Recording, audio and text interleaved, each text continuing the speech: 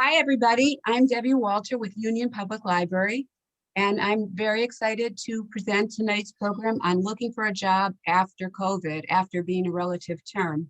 I will be telling you about all kinds of programs that we're having, but what the best way to find out about them is to put your email in chat, and I will put you on our mailing list so you'll hear all about the programs. Tonight's program, I can't thank John Fugazzie enough, who I begged him, and he offered to help very willingly, which is very, very kind of him. John has many hats. He'll probably tell you about them. And the one I'm going to introduce him tonight is he is the founder of Neighbors Helping Neighbors. John? Thank you. Welcome, everybody. And again, I know everybody's on chat, but what I do ask is everybody post in the chat box your name, your county location, and what type of job you're looking for, or what industry you're looking for. And of course, if you're working and you're just here to help out other people, let me know that. So just give me kind of a short bio, because that'll be recorded and I'll be able to follow up after the meeting. All right, I'm going to set up my shared screen. And we're going to do a whole series of questions at the end. So please, and even you can type your questions in the box, and then maybe when we get to the end, Debbie can help me with reading the questions too, because again, when you're doing presentations, you can't be following a chat box. But, I will. Okay. I got a talking logo over there. Okay, can everybody see my screen? Yes. Okay, so again, I wanted to start off thanking Union Library for inviting me. We've enjoyed a very long relationship with many of the public libraries throughout New Jersey in our 10-year history of Neighbors Helping Neighbors. Again, the title of the job is How to Look for a Job in the New Normal. Basically looking for a job after, in parentheses, in quotations, COVID. Because honestly, COVID has not ended, and many of the things that COVID has created are here forever. So let me just start going through my slides and speaking. So again, my background, I'm a full-time manager with RWJ Barnabas. We're the largest healthcare organization in New Jersey. We have over 45,000 employees. And my job is to do workforce development and help our employees develop their careers and move up the corporate ladder. Also hiring from the community and building programs with different grants that are out there. So I have some knowledge of the workforce grants that are available, and many are available to many people. I'm also an adjunct professor in the master's program in the Hispanic Center in Fairleigh Dickinson. I've been doing that basically for 7 years now, and I love that work. I do a lot of work with the students, and most of them stay in touch with me even long after they're no longer my students. And again, as Debbie said, I'm the founder of Neighbors Helping Neighbors, which I started 10 years ago, almost 11 come January, when I myself was out of work and struggling with trying to figure out what had changed from the previous times I was out of work. And it's really a completely unfunded volunteer organization. I recruit leaders to help me lead. We've had over 120 people lead our meetings through the years. An actual official system that we train our leaders to lead, and we have weekly groups, which were physically based up until COVID, and now we've transitioned to online meetings through Zoom, just like everybody else. And Ariane, who's one of the participants here, is my wonderful leader on Thursday nights at 7 o'clock. Okay, so my advice is basically do something you love. You know, if you're working just to make money, it's usually not going to end well, or you're not going to be very happy. Do something you're good at. A lot of people have ambitions for things that they're just not equipped for. And again, that's not going to be something that's going to help you. Have passion and purpose in anything you do. Be a leader. Leadership development, you can be a leader at every level of an organization. Leadership is probably the single most important thing that companies and major organizations are looking for. And they're not just looking for it at the top of the organization, they're looking for it throughout their organization, because every job is critically important to an organization today. Be a lifelong learner. I mean, once you finish college, your learning isn't over.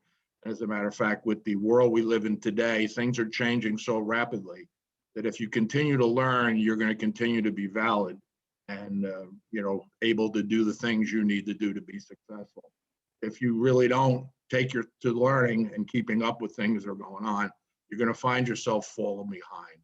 And again, with technology today, the rate of change is happening at a much faster rate than it did before. It's actually happening at an increasing rate. Invest time in your community. I can't begin to tell you how important that is, not just to your community, but even to the employers who are going to look at you as a potential candidate. People that show that they're involved in the community and do volunteer work is really a super positive character, which, normally people don't see that in you. They can only see it through the things that you do with your spare time. Volunteer to create social change. We have a lot of problems out there, and they all need to be solved to make it a better world. So I highly recommend volunteering, and it's going to be a very rewarding experience for you when you do it. Have a work-life balance. I think we all know what it's like to overwork and all the various collateral damage that can do to you also. And pay it forward. What you're going to find is many people will step up and help you along the way.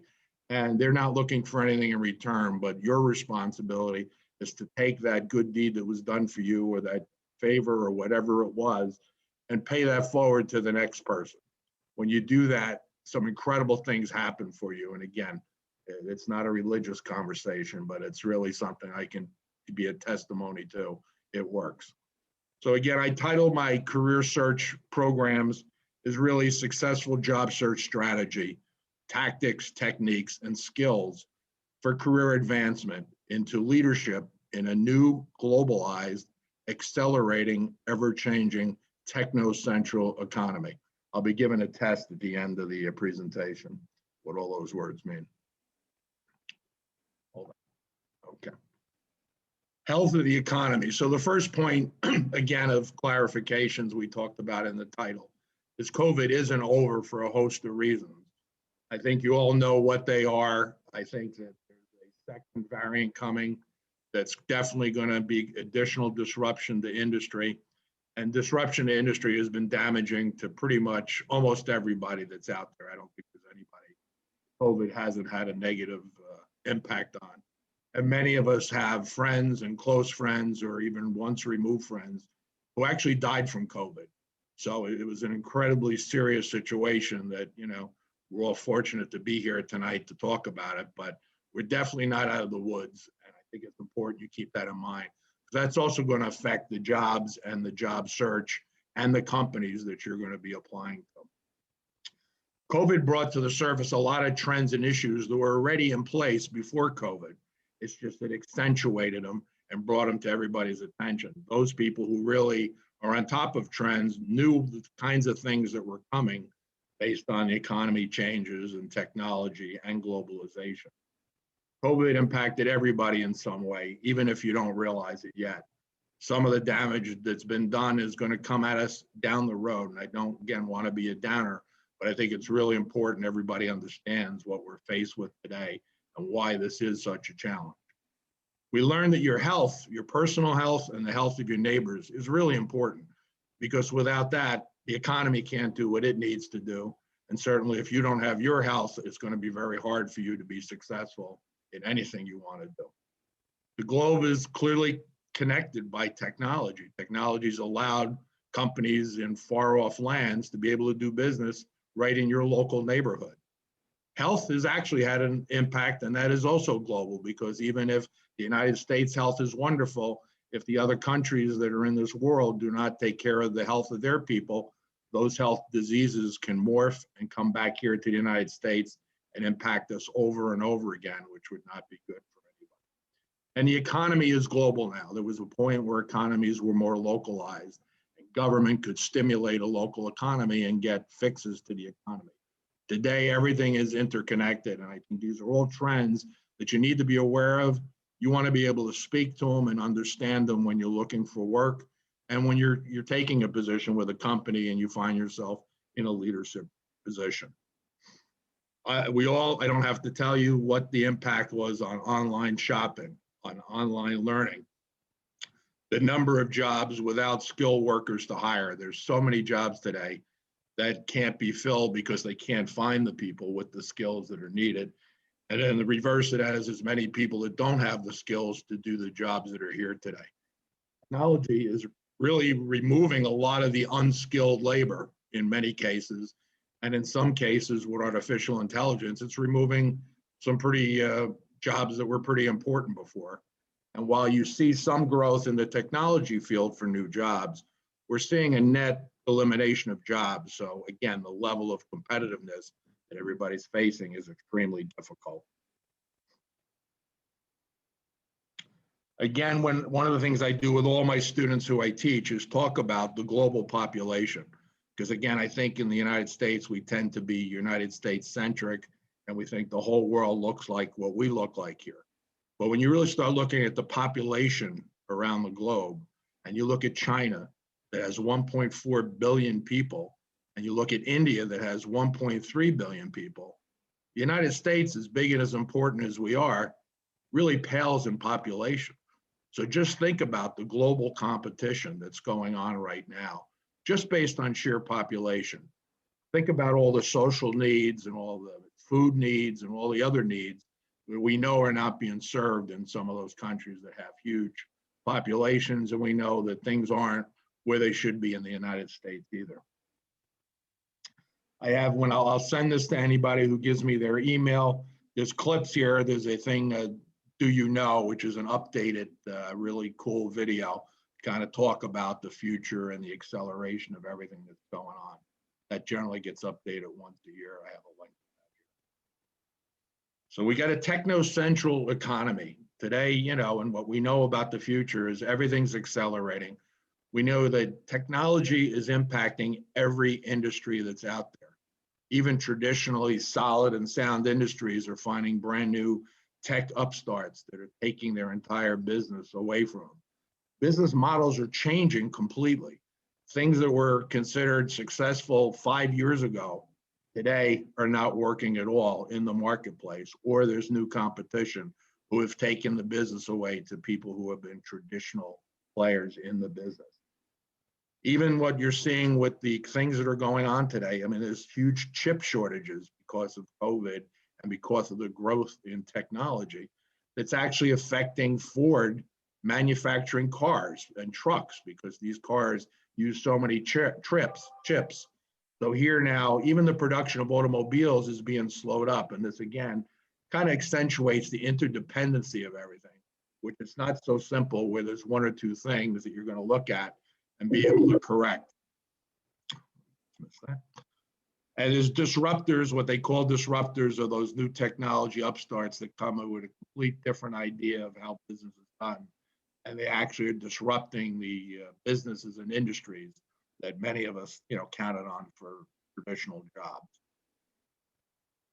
The 4 technology trends that will shape 2021 is artificial intelligence, vehicle automation, which we're seeing a little bit of that, but that's going to grow tremendously. 5G and improved connectivity, remote medical examinations and diagnosis. We all saw a lot of telemed coming on, but there's actually going to be incredible abilities of doctors that could be thousands of miles away performing operations, because now that the bandwidth of the internet is getting to the point that it can handle that level of knowledge. We have the aging of the population. This is a big issue. You know, the baby boomers are getting older, and while many of them are aging out of the job market, many of them can't afford not to continue to work. So it's causing a compression for all the jobs too. So there's more generations competing for the same jobs today than ever before. Many economies are local centered. There's huge interest and desire for local economies, local purchasing, and investing in local communities. Many large corporations and organizations are considered anchor institutions. RWJ Barnabas is an anchor institution in the city of Newark around our Beth Israel hospital there, Newark Beth Israel. Many universities and large multinational corporations also are so important to the communities where they have headquarters or large plants or operations that they really become part of the heartbeat of that community. they also have to be much more concerned for what they're doing to make sure that what they're doing is not harmful to the community they live in. The word community, without question, is central to the American human experience. Being part of a community gives us a sense of belonging. It enables us to share personal relatedness and support growth for each other. Sustainable economy, the UN back in 2015 set up a list of sustainable objectives for the entire globe. And the goal is to try to improve all these areas by the year 2030. You're starting to see companies, even here in the United States, that are more aware of sustainability issues, of actually putting these goals into their corporate missions, so that the type of work they do is supporting these goals or actually actively working to improve these goals in a very tangible way. So one of the first things I teach all my job seekers is, we joke about, no matter what you did for a living before, the day you're out of work, you're now in sales and marketing, whether you want to be or not. Marketing is putting together the package of who you are and what you're all about, so that you can market yourself to your next employer. And it can even be part of the promotion to move up within your current employer, or to move up by going to a new employer. And the other thing is, you're in sales, because it's all about networking. Nobody's coming to knock on your door, and people who sit back and wait for things to happen are really the people that are being left behind today. You have to own this job search. Nobody else is going to do it for you. You really have to take action. You have to be very active. And while we know it's a very difficult process, it can become incredibly overwhelming and depressive. Sitting back and giving up is not going to help you get to where you need to go. Follow companies that you're interested in on LinkedIn, set up Google alerts, Indeed alerts, and Glassdoor searches. You should make sure that you have information coming to you, so you don't have to be going out and searching that. And it's really important to be on top of any company you're interested in working for, because you're going to want to be knowledgeable of what they're doing and what's important to them. So when you get yourself to that interview, you can really show that that company is somebody you want to work for. The other advantage of creating the target list is it helps you with networking. Just saying to somebody, "Hi, I need a job," has no purpose or no direction. But if you could say, "Hey, I'm looking for this industry, and here's the 10 or 15 companies I'm interested in."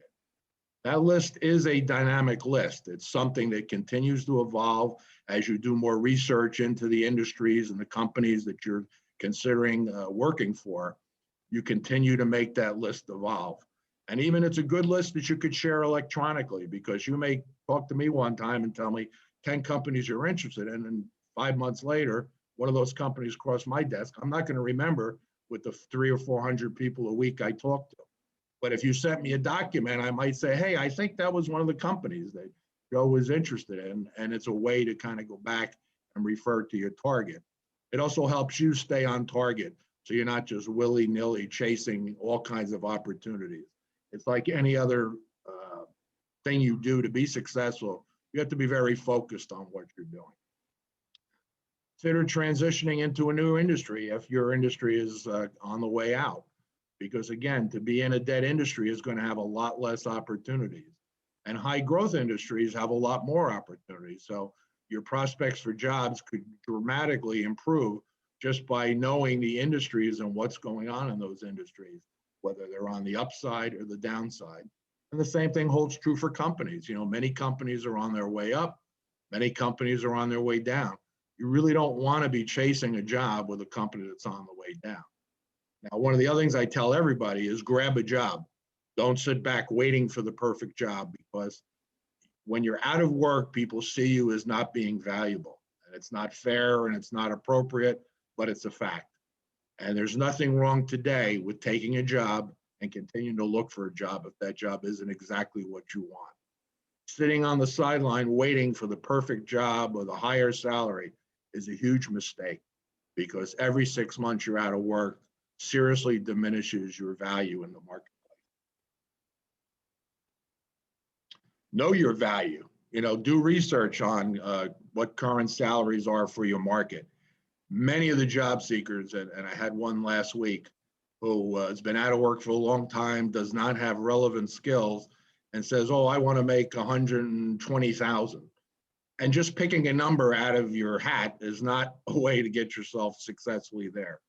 I think it's really important. You have to be honest with yourself as to, are you fully equipped for that job that pays that salary level that you set at? And again, overshooting can really be dangerous, and undershooting can be dangerous. Nobody wants to go to work for, less salary. What we do know is companies are having a hard time finding people today. In the growth industries and the healthy industries, there's no doubt that salaries are starting to inch up, benefits are starting to improve. So know what your value is. That's part of your homework. You have to know what your value is. Getting back to work again, I talked about that. Nothing shows up, without you going out and working for it. And it's hard. Nobody says it's easy. I really want to drive that home. We understand those of you who have struggled. And usually if you're doing the same thing over and over again and it's not working, you have to take a serious look at changing up what you're doing. Pick good companies that match your values. Again, if a company has different values and different moral values or work ethic values that don't match your values, you can't really work for them. For many years, there were major opportunities in cigarette companies, and that was just not something that I could feel good about, working for a company that sells a product that causes cancer. So again, you want to be in alignment. Glassdoor, and there's a lot of sites out there that you can do research on your target companies to make sure they're right for you. Glassdoor is really important because employees will tell you what goes on in a job search, in an interview process, and even about the company. Now, sometimes, remember, Glassdoor has people who are rejected many times from the job, so there can be some sour grapes out there. But if you see the same comments over and over again, as much as I teach people this, I made this very same mistake where there was a person I knew pretty well, wanted me to come to work for his company, and I didn't do my homework. When I got there, I then looked at the Glassdoor, and it turned out that everything that was going on in that company was laid out on Glassdoor. And I probably, if I had looked at that before, I would have saved myself a lot of stress and aggravation. Getting into a company through referrals and through contacts on LinkedIn. I haven't mentioned LinkedIn yet. Usually that's all I talk about. But LinkedIn is a critical tool. It's not magic, but it's a tool you have to be there. If you're not on there, people suspect you don't have the knowledge of how important technology is to today's marketplace. And you could be excluded just for not being on LinkedIn. And make sure your profile is complete. You can continue to add to it over time, but your LinkedIn profile might be the first impression somebody gets of you. Don't bottom feed. Again, unfortunately, there's many jobs out there that seem easy to get, but usually it's with companies that don't pay right or have a lot of other issues going on. So I know sometimes the temptation is to just jump into a job, but to be bouncing, every year, even in today's economy, is not a good thing. Evaluate your skills. Again, I tell everybody, you have to be honest with yourself that your job skills are up to date. And you should really take the free online test. I have everybody do a personality test so that they kind of know what's a good fit for your personality. Not everybody wants to sit behind a computer all day and do accounting work. Some people are people and want to be out talking to people and interacting with people. So the more you get aligned in a job that matches your personality, the one free one I recommend to everybody is 16 personalities. And again, there's links on my website for that. And I can send it to anybody who asks. And that just gives you a good barometer. If you answer all the questions accurately and honestly, it'll give you a sense for what kind of careers and what kind of jobs fit your personality. Especially many young people. Many young people don't really know what direction to take at all. And these assessment tests and online tests can be a big help for your guidance.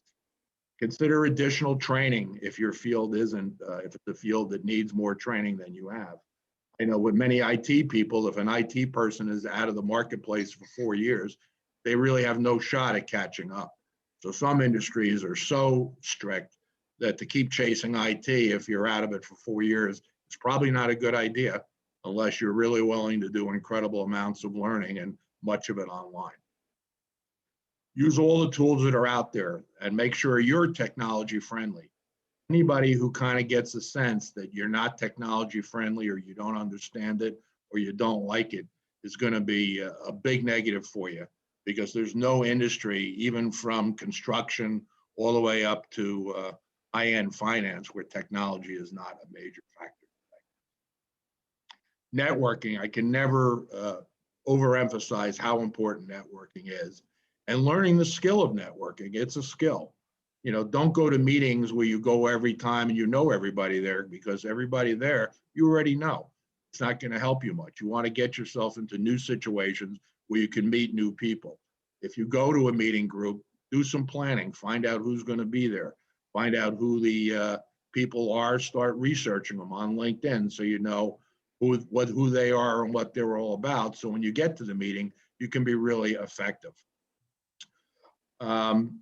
Having other people just open doors for you. One of the big things I do is people come to me and say, I'm interested in connecting to this person and that person. And if I'm connected to them, I'll just send a message and say, hey, one of my Neighbors Helping Neighbors people would like to connect with you. And then I step out, and it's your job to be able to sell yourself.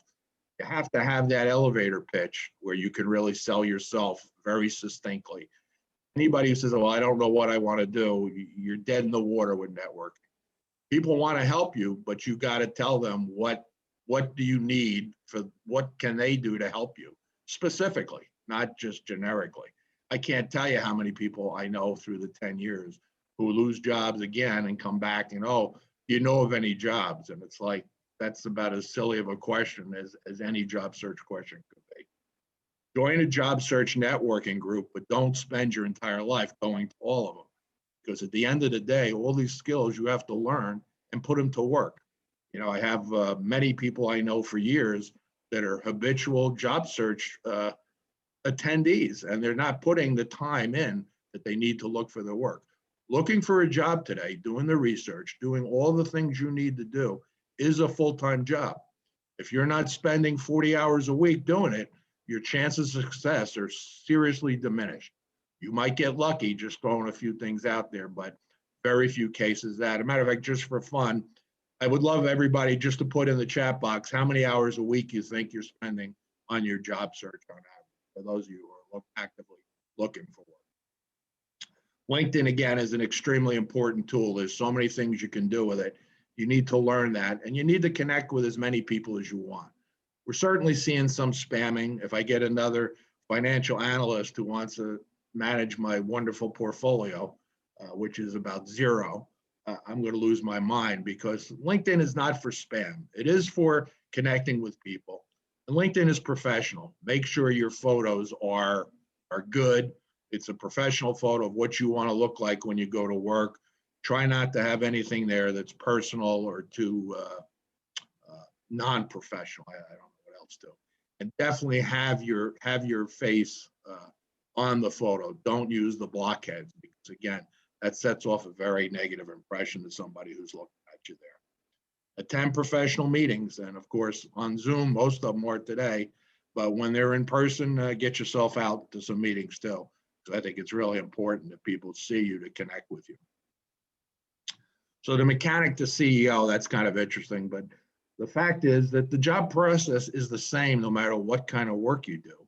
It's just a question of who the audience is. You know, if you're a mechanic, there's a whole series of organizations and associations and businesses that, you know, need mechanics. So your target list is going to work no different than the guy who's the CEO and wants to run another company, assuming he's done that before, he or she has done that before. But the process really requires knowing what you want, doing your homework, and networking with peers. Again, the networking can be done in any industry at any level. The form of the networking may be different. You know, for some of the local construction, you may be networking in a local diner or the local coffee shop. It's still networking. You know, you may not be going to other types of meetings, but you have to find the meetings where the people are and the audience is for who you're looking to. Many fields have apprenticeship programs. Certainly there's traditional fields, but there's becoming more apprenticeship programs today than ever before. And the state of New Jersey, you know, has just made part of their regular budget the Community College Opportunity Grant. which allows people who do not have a degree to go back to school for free if their income is 65,000 or less. Now, the income will count what you file on your taxes, and it includes your household income. So if a husband and wife are filing together, both of their incomes count. But this is a powerful degree. I'm using this in our company, and we have many employees or entry-level employees who want to move up the ladder in healthcare. And to do that, you need an associate's degree at the minimum. You're not going to be able to get a better job without an associate's degree. And we have over 200 employees now going back to community colleges throughout New Jersey to improve their chances to have a better career and better earnings. If you're unemployed, even if you're a professional, go to the One Stop and get training. The One Stops have $4,000, what they call ITAs, which is individual training account, which can help you get short-term training for skills. They'll also keep your unemployment in place while you're doing that training. But don't just do training for the sake of training. Make sure the training you select is something that is going to get you to the next job that you're desiring. Most companies rely very heavily today on employer recommendations, and they pay pretty good bonuses in many cases for people who are referred in and stay with the company. So again, if you know people who work for companies that are on your target list, certainly reach out to them. And even on LinkedIn, it's really good to connect to people in a company you're interested in, because even if a job is posted, sometimes jobs are posted and they already have an inside candidate that they're planning on hiring, but they have to put it out to the street.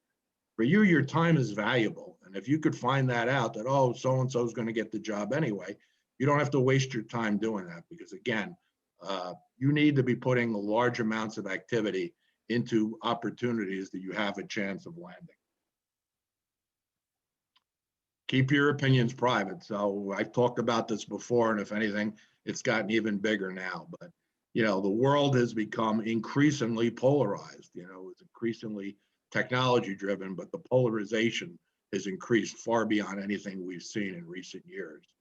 And many times your opinion could be an opposite view of that potential employer, and that could definitely influence them one way or the other. So while you may want to change the world and the politics of the world, it's not a good thing to be all over LinkedIn and talking about politics or even Facebook. Most employers today do searches on social media. So your behavior on social media can impact the jobs you can and may never get a chance to get based on what you do there. And even in professional events and that, you just have to be careful. The political discussions today are almost impossible. Your goal is to get a job, so you need all parties to want to hire you. You don't want to be dividing your market out. Years ago, I had a real estate agent who was part of my organization, and she put out all kinds of political stuff on one side of the aisle. And I called her and said, you cut your market in half. First of all, you sell houses. So do you think somebody has a house who thinks the opposite party view that you is going to give you their house for listing? So you just cut your income in half. And if somebody who's going to buy a house they have so many choices of who to work with. If your political views are so obvious, it's going to hurt your business. If you want to be a politician, then go to town with your political views. But if you're trying to run a business today, you just can't have it hurt you. And if you're a job seeker, that's the last thing you want to be a barrier to your employment. Politics, religion, and I said even sports sometimes, I'm a diehard Yankee fan, and I wouldn't lie to you to say if I know you're a Met fan, I'm probably not going to like you as much, And that goes on. It sounds silly, but, there's very polarizing things today that you have to think about. Also, for the aging issue, for people who are a little bit older, we know there's a lot of difficulty when you get 45 plus in getting jobs.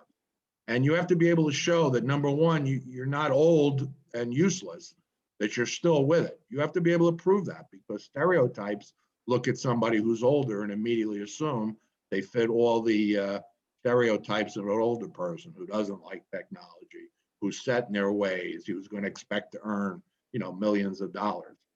And you got to show you can play well with younger people. Most companies today, as I said earlier, there's 3 to 4 generations now in the workplace. And that's a huge issue for employers, that everybody can work together and get along. There's a lot of value that can come from the older worker to the younger worker, And there's a lot of value that can come from the younger worker to the older worker.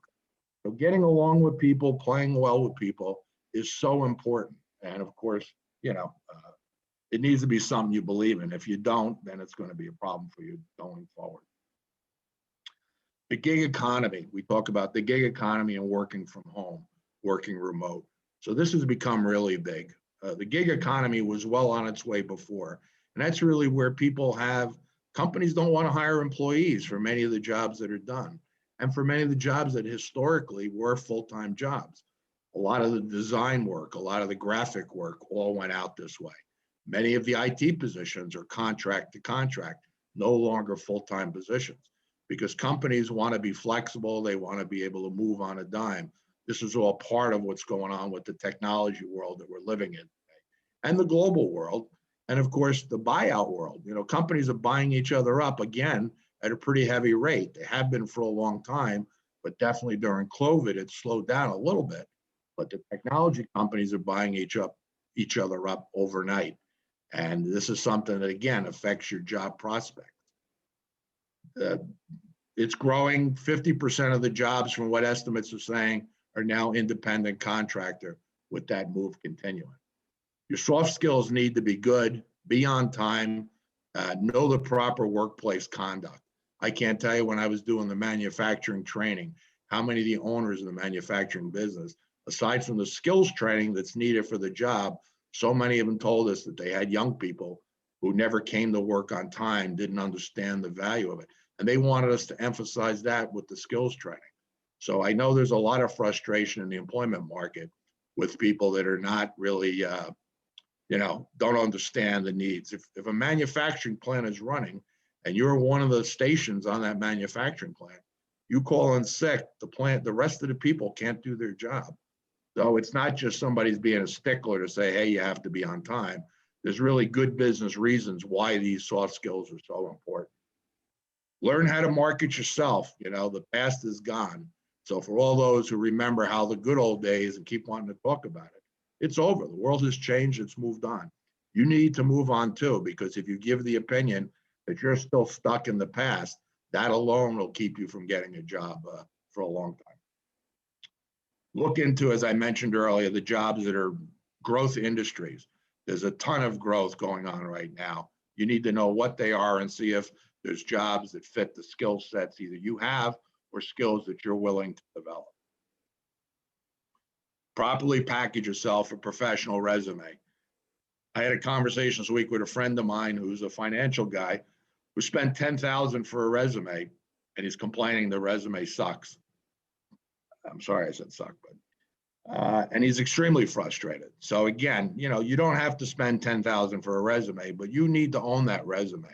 You need that resume to say what it is you want to do. The keywords have to be on there, because most of the companies are searching online today. No people are looking at your resume until further down the process. The cover letters are critically important, because again, the average recruiter spends 7 seconds looking at a resume. If the eye catches something, your eye gets caught by something, they may read deeper. But it's really the cover letter where you get to tell your story. And I can't tell you how many job seekers don't take the time to do a cover letter. And that, it could be the most important document in your whole list of tools. LinkedIn profile, very important. And again, you can keep editing it and adding it to it, but make sure it's complete. Look at other people that are in the jobs that you're targeting to see how they present themselves. And even for resumes, I tell people, do a Google search for that job title and look at what other people have presented themselves. So it may give you ideas how to better package yourself, because packaging yourself is really important to having a good shot at getting the next job that you want. As I said, scrub your social media presence, because if you don't, companies are going to do searches. One thing there could take you out of the running for a job. Show your leadership skills. Again, I said leadership's really important, and that can be demonstrated in so many ways. And I think it's important that you build on your leadership skills, that we all can get better at our skills of leadership. And like I tell all my students in my leadership classes, we can learn a lot from bad leadership examples that we see out in the world, just as much as we can learn from good ones. But you have to It has to be a desire you have to be a leader. And I think leadership is probably one of the most underdeveloped skills out there today. As I said, be honest with yourself and exhibit your community action and your volunteer work and the causes that are important to you. So again, the Neighbors Helping Neighbors website is www.nhnUSA.org. Pretty much everything I have is connected to that site, so you could spend hours on there and get more resources that you could possibly use. But I have different sections. The Helping Careers is a list of key topics. A lot of articles I have posted there. Some of them are older, some are newer. Make sure you do Google searches. There's nothing in the world you can't learn by doing a Google search and actually a YouTube search also. So you have to be that lifelong learner, even if the learning is being done through using the internet and using research. And again, I have a list of all the job search groups that are out there. I post some of the groups that are throughout New Jersey and New York, and I update them when I get updates. All right, so this section here is the, I guess, I'm going to turn it back to Debbie. I haven't looked at the chat box at all, so I have no clue what's in there. NH has a question, which NH, can you put, ask your question because you didn't put it in chat? Hello, NH, coming in, NH. Yes, hi. Okay, my question is, what about searching for a job through Craigslist? So Craigslist is a powerful media, but there's so many people. Like, think about the employers that put a job up there that don't want to pay any kind of listing fee, don't want to use a recruiter, you know? I think you got to be careful, and I think there's a lot of security concerns with Craigslist too. A lot of people advise to be very careful because there's so many scams and frauds out there that that's the kind of place it's going to be. Now, I've heard some people have had some success. You know, I can't tell you a story of anybody directly that told me that, but you know, there's no reason not to use every possible source, but some sources you got to be a little more suspicious of.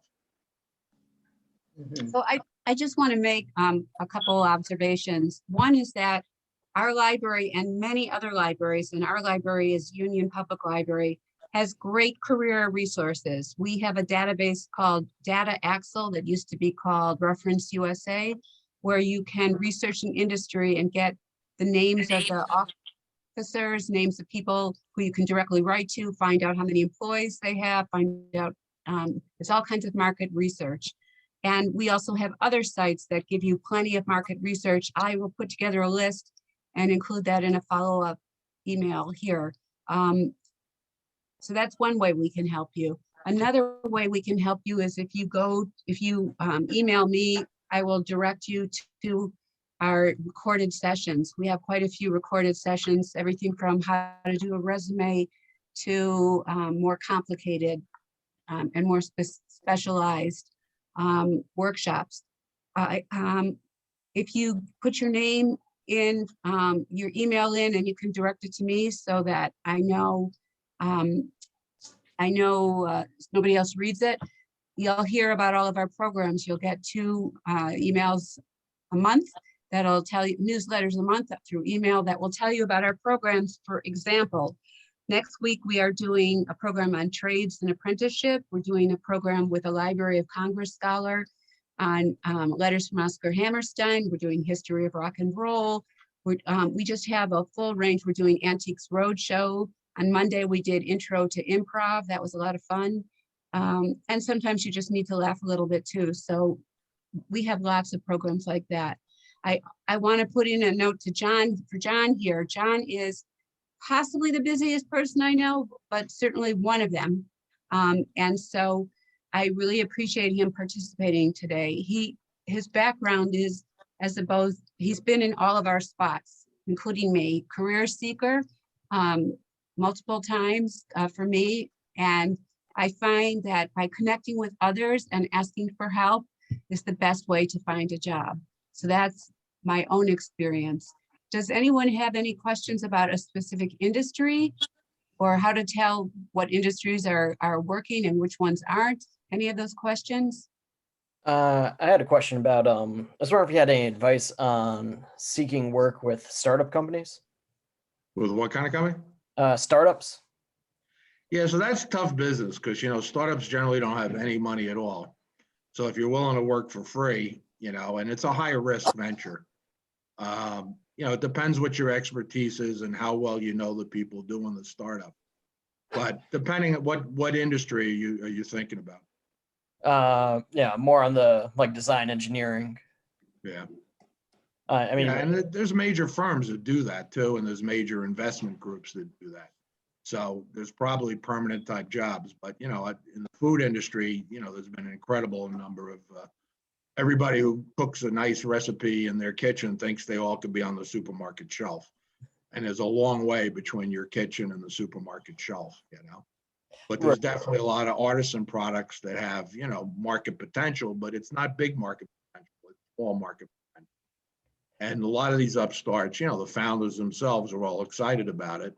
They're willing to put in 80 hours a week for 6, 7 years before they get paid. But to be an employee to that system is not good. The other thing is if the concept isn't really solid, they could offer you stock and all kinds of things that have no value. So, it all depends on your personal situation and how well you know that industry. If you know the industry inside out and you know it has legs, then that's a risk. You have to decide whether you want to take it or not. But again, there's so many startups, not, I forget the stats, but the number of failures is so much greater than the number of successes. So I think using that as a career path is a tough, it's a tough road. We have also done programs on start your own business and the gig economy, and we can share those with you also. I'm going to ask John a question, and then Alicia, you can ask your question. John, what do people do who don't have experience in the field they're in? So in most jobs, if you look at what does it take to do that job, you basically have a set of skills. So the question is, if you possess those skills, they are transferable. There's a lot of conversation around transferable skills. So, the thing is, you have to get a start. Sometimes you may have to work in a related industry to work your way towards that industry you're interested in. And there can be vendors and different people that are connected to that industry that could be your way there. I tell a lot of people that your ultimate career goal, you're not going to necessarily get to do that step one. You may have to take a series of steps to get to that point. And even for nonprofits, tend not to pay well. And a lot of these organizations, I even suggest that you can hone a skill that a regular company hasn't let you do in one of those environments to prove your ability and use those as case studies when you do go for that job. I think social media is a big example of that, where, a lot of people want to break into social media can really show what their social media prowess is and how they approach things by doing it for a volunteer organization to start with. And then that becomes a building block process. Alicia, did you have a question? Yeah, I was asking, where would I find the link to, as I wrote in the chat, I said, where would I find the site for personality linking to different kind of jobs? I know you did mention it while you were saying. You're looking for LinkedIn? You're on LinkedIn? Not LinkedIn, not that website. The personality test online. Oh yeah, it's 16 personalities. Right. Again, if you put your email in there, I'm going to send everybody a ton of resources. Okay. It's all on our site. All right. It's actually under the Helping Careers 2021 link that I had on the presentation. It's Myers-Briggs. There's professionals who charge for that, but I don't advise that. I'm a big believer in you can use a lot of free resources and not have to be spending your money, because usually when you're out of work, your money becomes very important to you.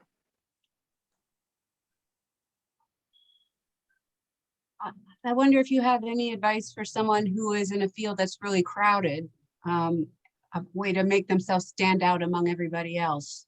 Well, I think, depending on the field, but I think community work and who you are outside of work can really be a difference.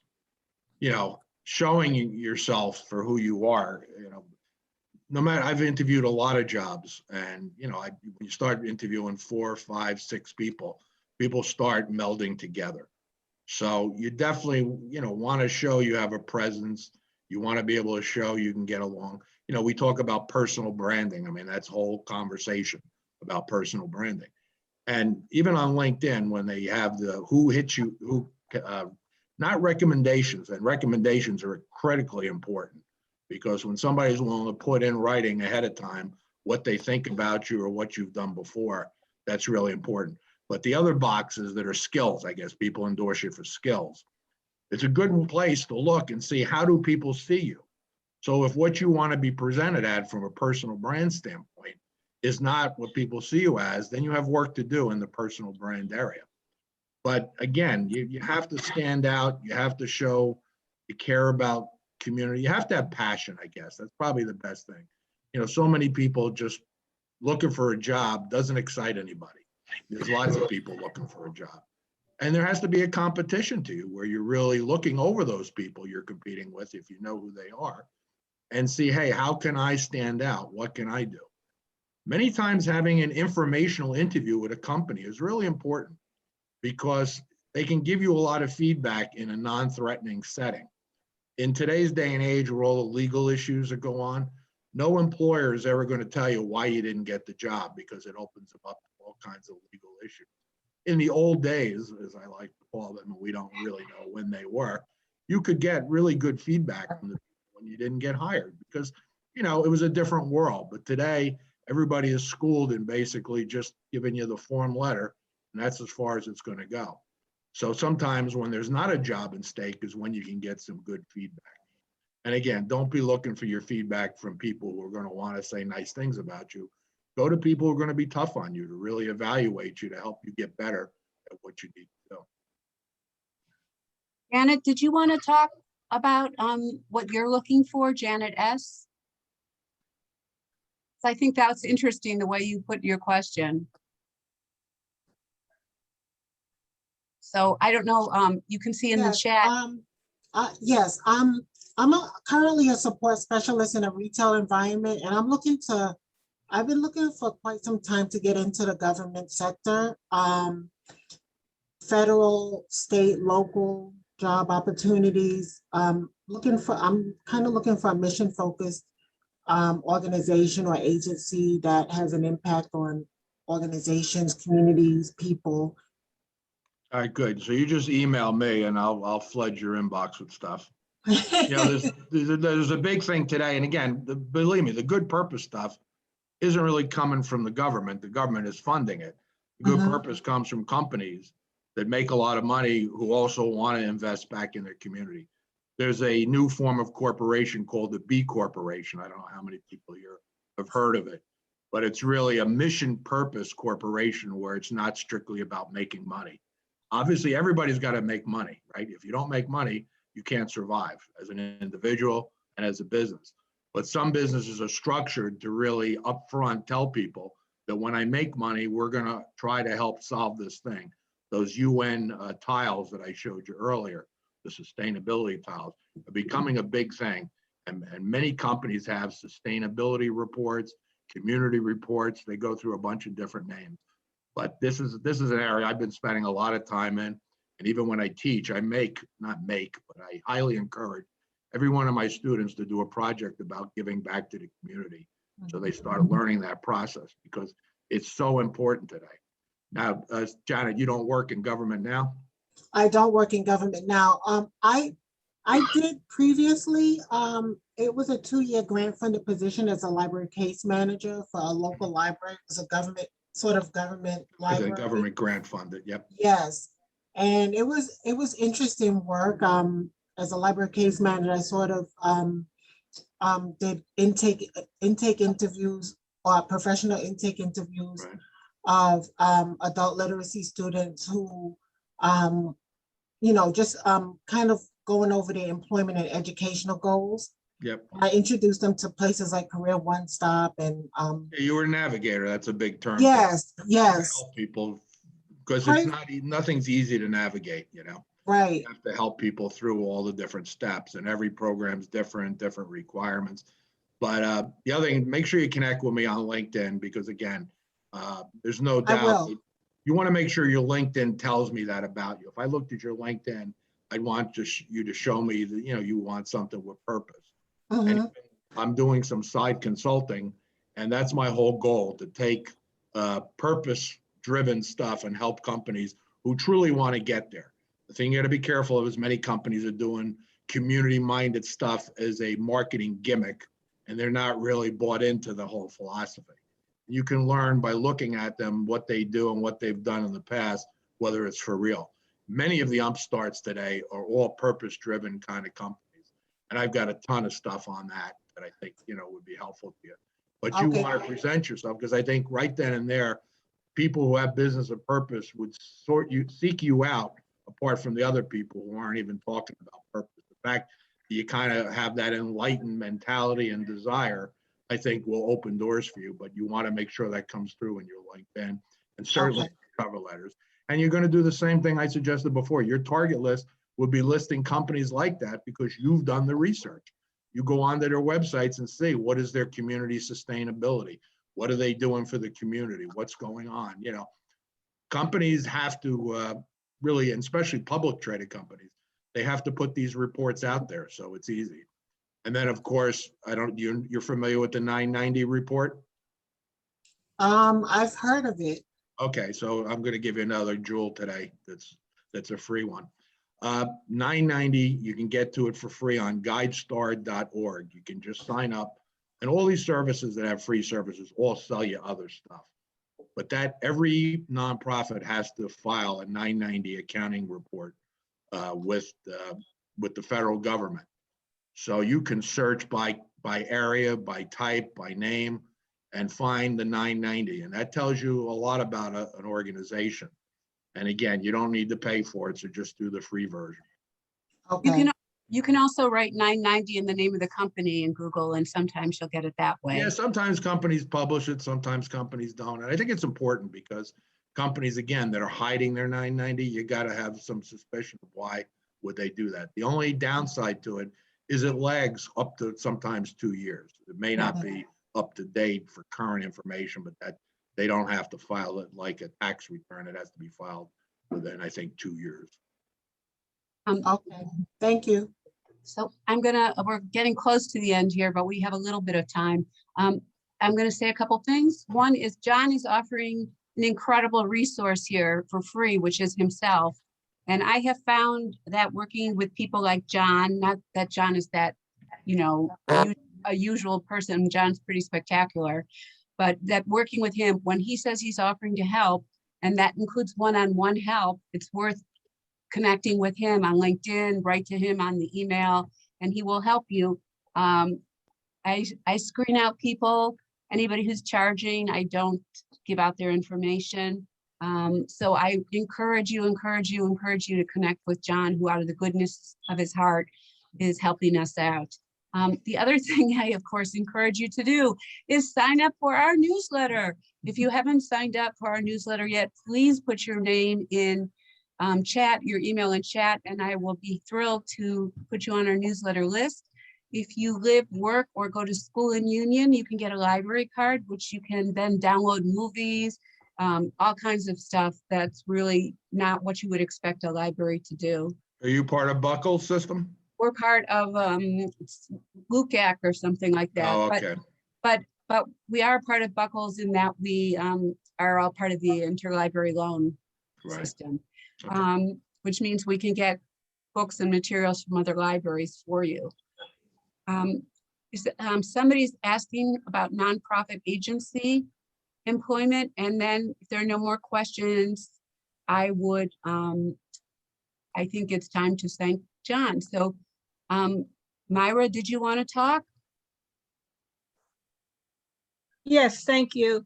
I have been in the hospitality industry for about 13 years, up until last year during COVID. And but outside of that, I've been doing a lot of outreach, community outreach with the homeless and things of that sort. But I'm really interested in nonprofit organizations. Okay. Connect to me again on LinkedIn and shoot me an email, because again, depending on where you are, I have a wide knowledge of all these type of organizations. And the 990 would be a good place for you to go to see them. But depending on what the cause and issue is, you know, I have no doubt I can connect you with a lot of people. And again, you know, some organizations are responsive, some are not. I have to tell you, not everybody out there is doing what they're supposed to be doing. So it can be a little frustrating at times, but you know, I'll help you in whatever your cause is that's important to you. Absolutely. Thank you so much. So here we are. Do we have any more questions? Or John, do you want to make a final wrap-up statement? Just, you know, get back to work if you're out of work. Because again, you know, I wouldn't wait for COVID to be over. I'd be actively working now. And there's been a lot of shifts in industries due to COVID. Some have been permanent. So there is some growth in industries that maybe weren't growing before. And even hospitality, you know, it's still lagging. And all the industries that supply hospitality are pushed back. So it's a tough road to go. But no, I just say you got to stay motivated. You got to do that by connecting to people, and you got to stay positive. Honestly, if you come off negative, nobody wants to be around you. You know, it's nobody. You know, there's too much negativity in the world that when you're interacting with people, you really want to be a positive person. I think that's so important.